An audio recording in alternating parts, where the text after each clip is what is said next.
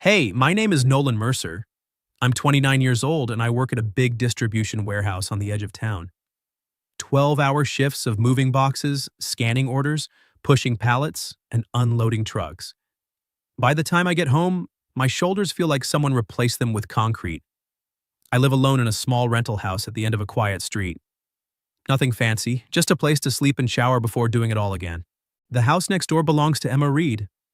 She's 30, works in marketing at some mid-sized firm downtown. We've been neighbors for almost 3 years now. At first, she was just the woman who lived beside me. We waved over the fence, took in each other's packages when it rained, dragged each other's trash bins to the curb on windy days. Small things. The kind that become habits without anyone noticing.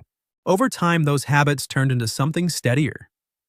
I fixed the loose hinge on her back gate. She brought over banana bread or cookies when she baked too much. I changed the burned-out bulb on her porch light. She left a bag of coffee beans on my doorstep because she knew I left for work before sunrise. Once her orange cat Milo climbed onto my roof and refused to come down. I had to get the ladder while Emma stood below, worried out of her mind, calling his name like he was a child who'd run into traffic. Emma used to be the kind of person who could make the whole street feel less quiet. She worked long hours but still found time to stand at the fence and tell me about a difficult client or a plant she'd accidentally killed. Some evenings I'd come home and find a note taped to my door. "Your package is at my place. Don't leave it on the porch, it's going to rain." We were close in that easy, neighborly way that never crossed into anything else. Not dating, not quite friends either. Just two people who happened to live next to each other and didn't mind the company. Then about 6 months ago, everything changed. She started getting quieter. The conversations over the fence got shorter. Her light stayed on later and later. A few times I got up in the middle of the night for water and saw her silhouette behind the curtains, still at her laptop at 1 a.m. The next day, she'd still leave for work at 7:30, coffee in hand, dark circles under her eyes telling me she was fine. I didn't push. I figured whatever had happened during those 2 weeks she disappeared for family business was hers to keep. But I noticed. I noticed the way her smile didn't reach her eyes anymore. I noticed the way she moved like someone carrying something heavy she didn't want anyone else to see. One evening I came home late and found her struggling to drag a heavy box from her car trunk into the house. I crossed the lawn and carried it inside for her.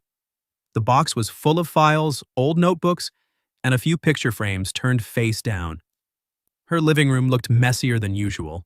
Laptop open on the coffee table, cold coffee cup, sticky notes everywhere. She stood beside me looking embarrassed. "Thank you," she said quietly. "I've been a little overwhelmed lately." I set the box down near her desk. "No problem. If you need help moving anything else, just say the word." The next morning there was a small box of cookies on my doorstep with a note. "Thanks for yesterday."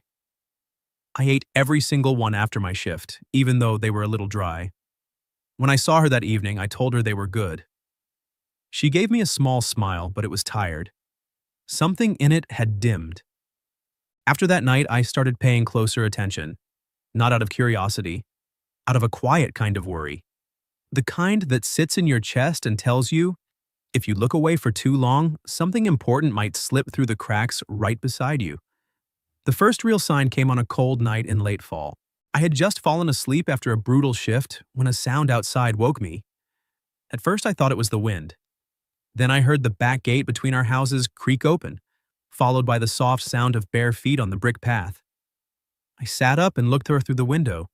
Emma was standing in the middle of the yard in a loose nightgown, hair messy, feet bare on the cold ground. Her eyes were open, but they looked empty. She wasn't awake. I moved slowly. I didn't call her name loudly. I stepped outside and approached her carefully, keeping my voice low. "Emma, you're outside. It's okay. I'm here."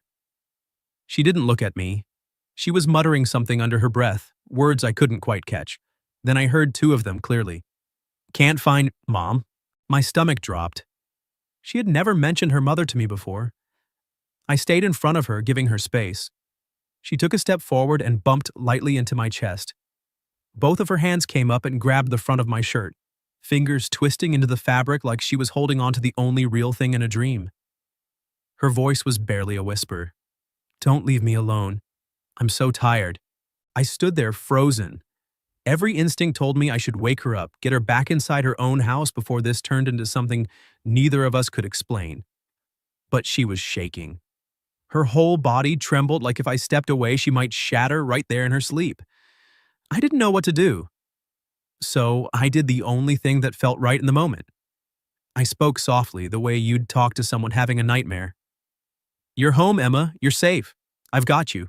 She didn't wake, but some of the tension left her shoulders. I gently turned her around and walked her back to her house. Her bedroom light was on. The bed was unmade, papers scattered across the desk, another cold coffee cup sitting there. I helped her sit down on the edge of the bed and pulled the blanket up over her. When I tried to leave, her hand caught my wrist. "I can't do this anymore," she whispered, still asleep. "Everyone thinks I can handle everything. But I'm so tired." The words hit me harder than I expected. I had known her for 3 years. I had fixed her gate, changed her light bulbs, rescued her cat, and somehow I had missed how much weight she was carrying. I stood there in her bedroom, looking at a woman I thought I knew, and realized I didn't know nearly enough. I tucked the blanket higher and spoke as gently as I could. "You don't have to do anything right now, just sleep." She let go of my wrist. I waited until her breathing evened out, then I left, locking her door behind me. Back in my own house, I couldn't sleep. I kept replaying the sound of her voice saying she couldn't find her mother. Kept thinking about those 2 weeks she vanished. About the late nights and the tired smiles and the way she kept insisting she was fine when she clearly wasn't. I had been right there the whole time, right next door, and I had let her carry it alone.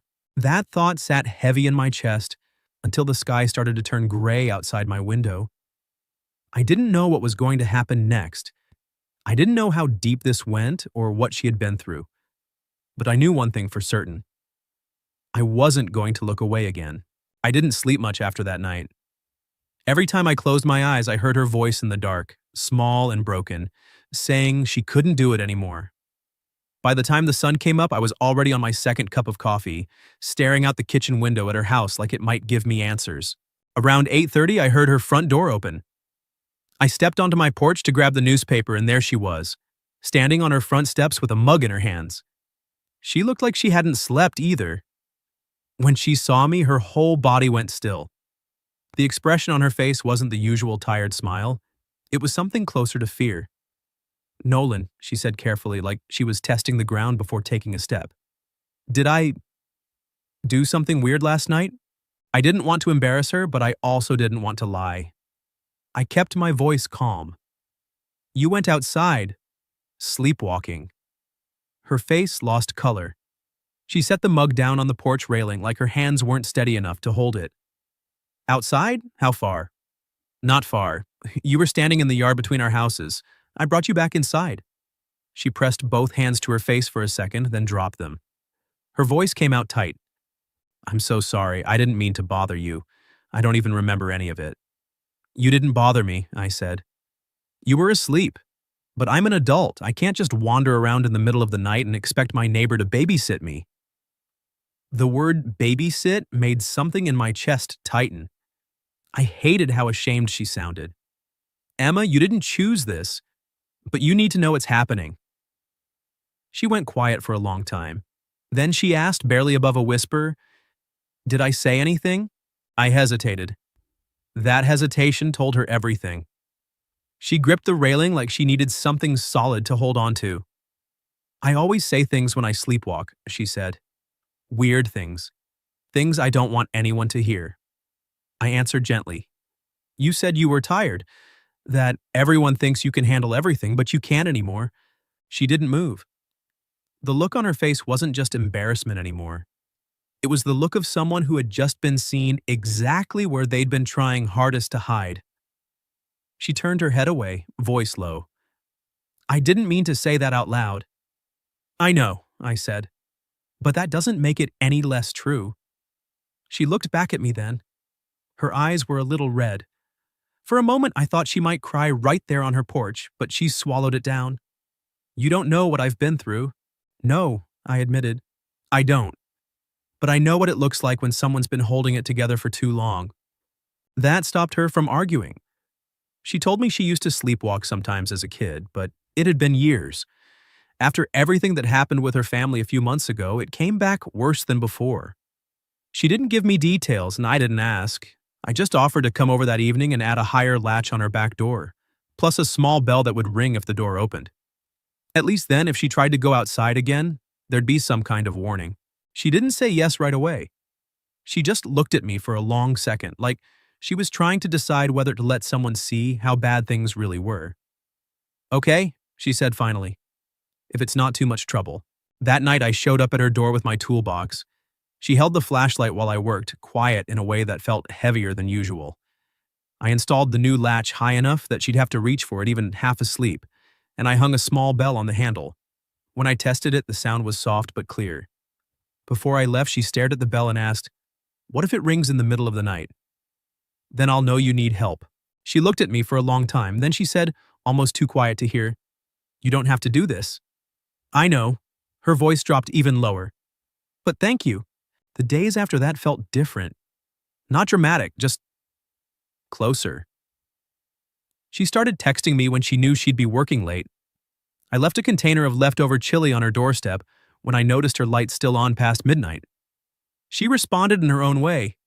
A fresh cup of coffee waiting on my porch on mornings I had early shifts. My trash bin pulled up close to the house before a storm. Short messages that said more than they seemed to. "I'm home, door's locked." We never talked about what any of it meant. We just kept showing up for each other in these small, quiet ways. The sleepwalking didn't stop. Some nights the bell rang, and I'd cross the yard to find her standing in her living room, eyes open but empty, whispering about deadlines and meetings and reports that weren't finished. I'd say the same thing every time. "Emma, you're home, you're safe." She'd let me guide her back to bed like it was the most natural thing in the world. Other nights she cried in her sleep and called for her mother. Once I found her standing at her desk with her hand resting on the closed laptop, murmuring that she couldn't be late. Every time it happened, I understood a little more. This wasn't just insomnia. Something inside her was still running, even when her body was asleep. Then one night, everything shifted again. I had taken the trash out and forgotten to lock the back door. Around 2 in the morning, I woke up to the feeling of the mattress dipping beside me. I opened my eyes and saw Emma lying down next to me, still asleep, her hair messy on the pillow, one hand clutching the front of my shirt like she was afraid it would disappear. Her voice came out small and cracked. "Don't go." I stayed completely still. Every rational part of my brain said I should wake her up, take her home, put some distance back between us before this got even more complicated. But she was shaking again, and the exhaustion on her face looked so deep I couldn't bring myself to startle her. I kept my voice barely above a whisper. "I'm not going anywhere." She settled a little. Then she spoke again, and the words came out like they'd been waiting a long time to be said. "I'm so tired. I don't want to be the strong one anymore." I pulled the blanket up over her shoulder, careful to keep space between us. I didn't sleep. I just lay there listening to her breathing slowly even out, wondering what had happened to her family and how a woman who used to laugh so easily had ended up only able to tell the truth when she was unconscious. Around 3, she woke up. At first, she just stared at the ceiling, confused. Then she realized where she was and sat up fast, face pale. "Nolan, where am I? Is this your room?" I sat up slowly, keeping my voice steady. "Yeah, you came over while you were sleeping. You're okay." She looked down at the blanket, then at her hand still gripping my shirt. She let go like it burned her. "I'm sorry. I'm so sorry. I don't even know how I got in here. I don't remember anything." "It's fine," I said. "You didn't do anything wrong." "No, it's not fine. I walked into your house, I got into your bed, I woke you up. I keep doing this and you keep acting like it's okay." I looked at her and spoke clearly. "I'm not acting." She went quiet. Tears filled her eyes but didn't fall yet. "Did I say anything?" she asked. I didn't lie. "Yeah." She closed her eyes like she was bracing for impact. "What did I say?" I took a breath. "You told me not to go, and you said you were tired, that you didn't want to be the strong one anymore." She covered her face with both hands. After a long moment, she spoke through her fingers, voice shaking. "I hate this version of myself." I got out of bed but stayed a few feet away. I don't hate you for this. I just think you've been carrying it alone for too long. She didn't answer right away. I went to the kitchen and came back with a glass of water. She took it with both hands, still trembling. We sat in silence for a while, the only sound the faint hum of the refrigerator. Eventually she spoke. I should go back to the doctor. I nodded. Yeah. She looked up at me, eyes red. Would you go with me? I answered without hesitation. Of course.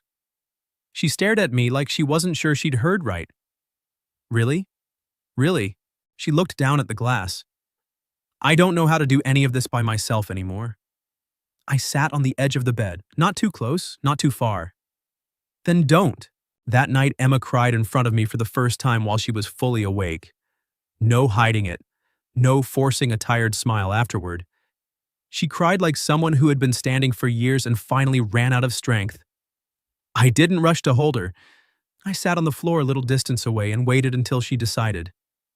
After a while, she set the glass down and looked at me with wet eyes. Nolan, she said quietly, I need someone to hold me right now, not fix me, just hold me. I stood up and pulled her into my arms. She cried against my shoulder, telling me she didn't want to keep living like this. I just kept saying the same thing over and over. We'll figure it out. You're not doing it alone. When I finally walked her back to her house, she stood on her porch for a long time before asking if I was scared of her. I told her I wasn't scared of her.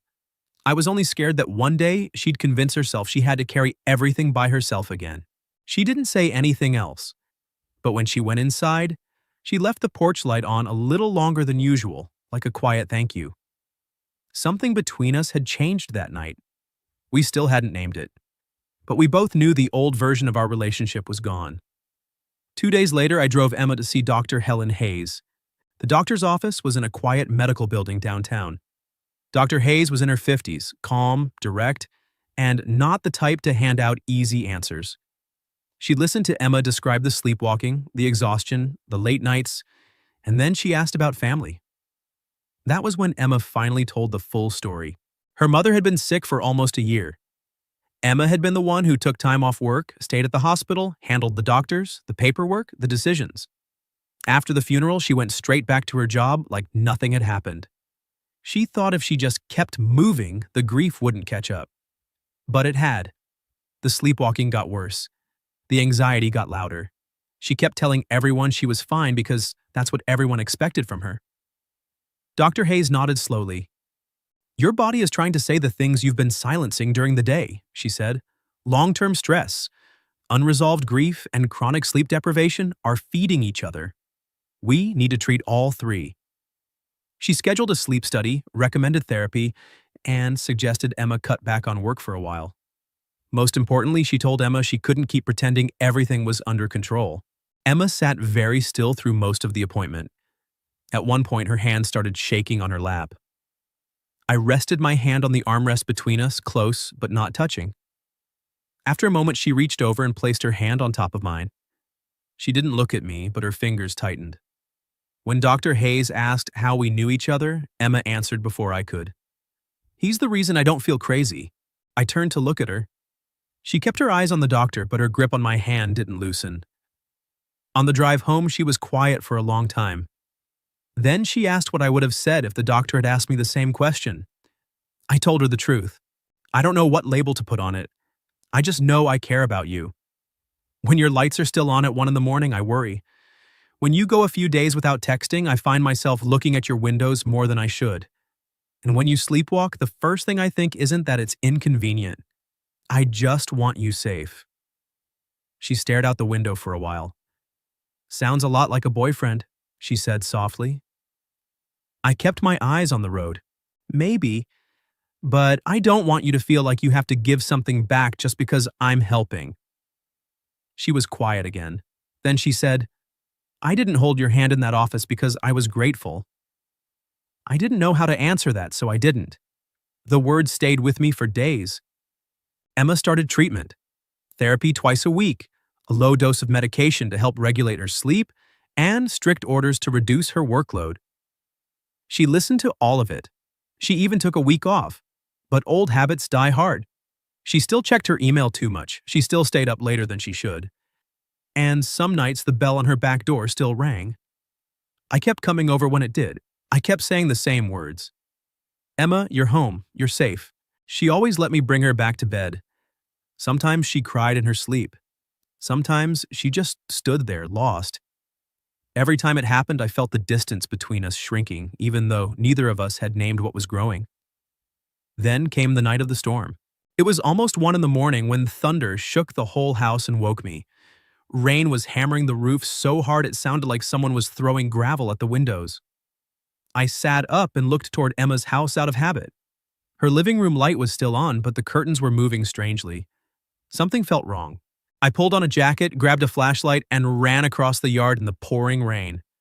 When I reached her back porch, my stomach dropped. The door was open. The little bell was swinging wildly in the wind, but the storm was too loud for me to have heard it from my house. Emma? No answer. I stepped inside. Milo was on the couch, fur standing up, yowling toward the open door. Emma's laptop was still on the coffee table. A mug had been knocked over, tea spilled across the floor. I checked her bedroom, the bathroom, the kitchen. Empty. I ran back outside and shined the flashlight on the ground. Through the mud, I could see bare footprints leading toward the street. I took off running. The rain was coming down so hard I could barely see. The streetlights were blurry halos in the dark. I called her name again and again, but the wind swallowed the sound. Then I saw her. She was walking right down the middle of the road in her nightgown, barefoot, hair plastered to her face. Her eyes were open but completely blank. She moved like she was in a dream, slow and steady, heading straight toward the intersection. Emma, stop! She didn't hear me. Headlights appeared at the end of the street, a car coming around the curve. The driver clearly hadn't seen her yet. Emma kept walking. I sprinted. Emma! The car horn blared. Tires screeched on wet pavement. I reached her at the last second, grabbed her from behind, and yanked her hard toward the curb. We both went down in the grass as the car swerved past, missing us by inches. Water sprayed everywhere. The driver slammed on the brakes and rolled down his window, shouting if we were okay. I raised one hand to signal we were fine, even though my whole body was shaking. Emma was in my arms, soaking wet and ice cold. She started to wake up. Her breathing came fast and panicked. She looked around at the rain, the road, the car, then at me, and her face crumpled. Nolan, where am I? What did I do? I held her tighter. You're okay. I've got you. You're safe. She started crying so hard her whole body shook. I'm scared. I don't remember anything. I don't know why I'm out here. I cupped her face with both hands, making her look at me. Look at me. You were in the road, but I pulled you out. The car didn't hit you. You're still here. I'm still here. She stared at me through the rain and tears like she was trying to make sure I was real. Then she buried her face in my chest and sobbed. I got her back to her house, wrapped her in towels, and called the after-hours line the doctor had given us. She cried in her bedroom for almost an hour while I sat in the living room, listening. When she finally came out, her eyes were swollen and her voice was hoarse. I can't keep living like this, she said. I stood up and walked over to her. Then we change it. But you're not doing it by yourself anymore. That night, something inside me clicked into place with painful clarity. When I saw those headlights coming toward her, the fear that hit me wasn't the fear of a neighbor losing someone. It was the fear of losing the person I loved. I didn't say it out loud. Not yet. But I knew. Emma didn't try to smile or pretend she was okay. She just looked at me and said the words I had been waiting months to hear. I don't want to do this alone anymore. I pulled her into my arms again, right there in the middle of her living room, with rain still dripping from both of us. You won't have to, I told her. Not ever again. The next morning, Emma called her boss and asked for time off. I sat at her kitchen table while she made the call, not interrupting, just being there. Her voice was still rough from crying. She told them she had a health issue that needed serious treatment, and she couldn't keep pushing through it. When she hung up, she set the phone down and stared at it for a long time. I always thought if I stopped, everything would fall apart, she said quietly. Maybe some things will change, I answered. But keeping going the way you were was the most dangerous thing.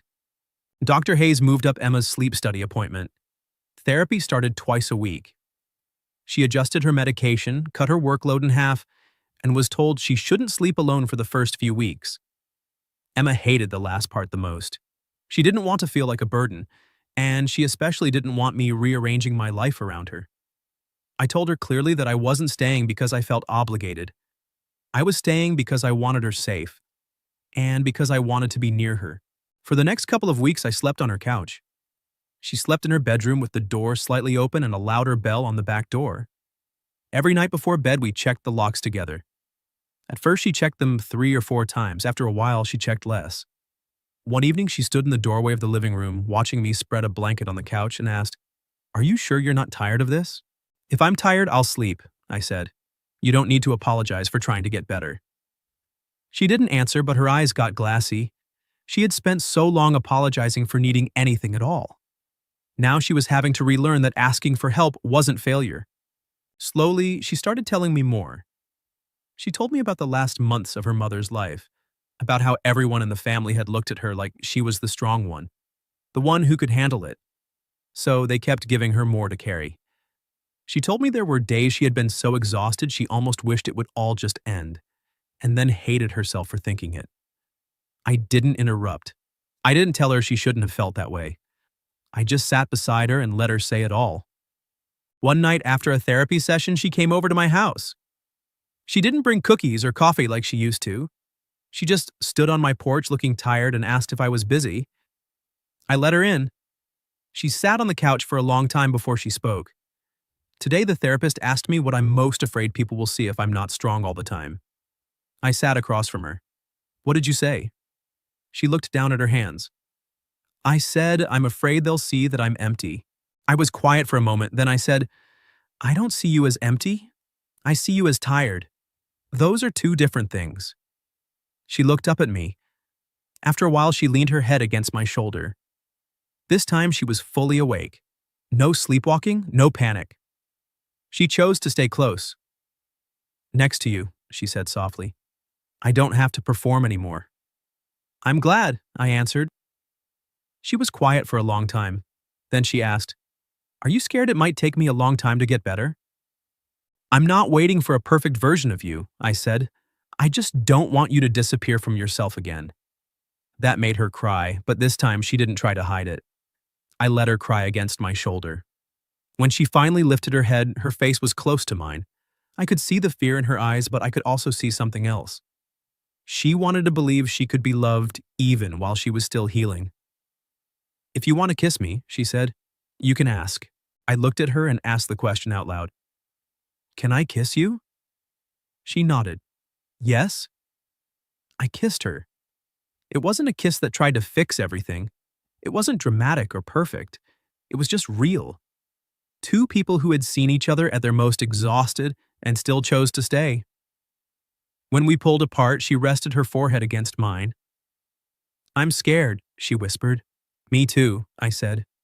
"So what do? "We go slow," she nodded. And that's exactly what we did. After that night, the line between us was gone. We didn't rush to label anything. We didn't make big declarations, but everything felt different. She stopped trying so hard to seem okay all the time. She let herself be tired in front of me. She let herself need things. And I stopped pretending I was only there to help a neighbor. I was there because I wanted to be. One afternoon, she texted me from work asking if I could bring her lunch because she had back-to-back meetings and forgot to eat. I showed up with a sandwich and coffee. She looked surprised when I walked into her office. Then she smiled. A real smile, the kind I hadn't seen in months. "You didn't have to do that," she said. "I know," I answered. "I wanted to." She looked at me for a long second, then reached across the desk and squeezed my hand. "Thank you for not giving up on me when I was at my worst." I squeezed back. "I never saw you at your worst. I just saw you when you finally stopped pretending." That evening, she came over again. We didn't talk about the kiss or what it meant. We just sat on the couch, her head on my shoulder, watching some old movie neither of us was really paying attention to. At one point, she fell asleep for real. Not sleepwalking, just regular, peaceful sleep. I stayed still so I wouldn't wake her. For the first time in a long time, the house didn't feel quiet. It felt full. Emma got better, but not in the way people expect. She still had bad days. She still woke up from nightmares sometimes. She still stood at the back door for a long time before locking it, just to be sure.